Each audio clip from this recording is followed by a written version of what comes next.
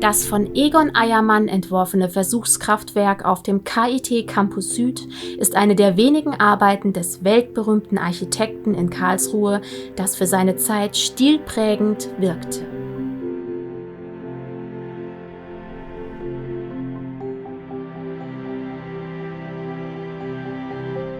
Wir stehen hier vor dem Versuchskraftwerk der Universität Karlsruhe. Das wurde 1955 nach Plänen von Egon Eiermann fertiggestellt.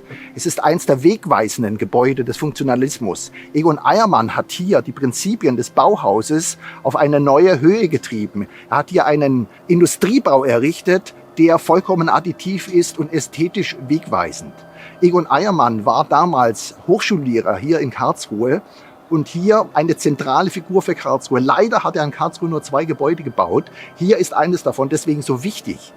Die Architekten pilgerten nach Karlsruhe. Es war so eine Art Jerusalem für die Architekten. Und deswegen ist der Bau ein besonderes, wichtiges Gebäude, weil er auch ein Lehrobjekt war.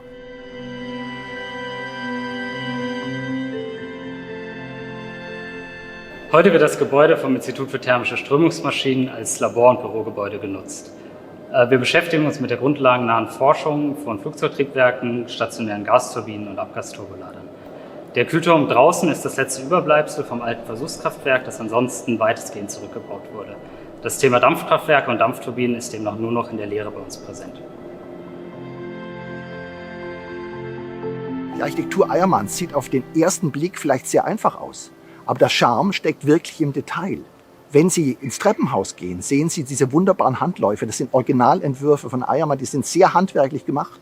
Sie sehen die Oberflächen, das sind die grauen Kacheln, die typisch sind von Eiermann. Die sieht man auf dem Boden, die sieht man an den Wänden. Dann die Farbigkeit, diese wunderbare Gliederung durch die blauen Doppel-T-Träger am Gebäude.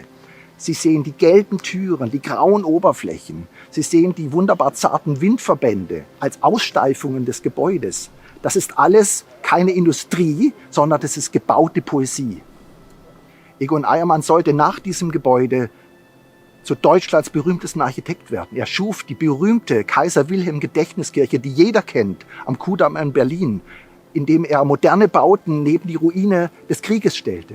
Egon Eiermann machte Furore als Möbeldesigner. Jeder ist schon mal auf einem Egon Eiermann-Stuhl gesessen. Jedes Architekturbüro kennt seine Tische.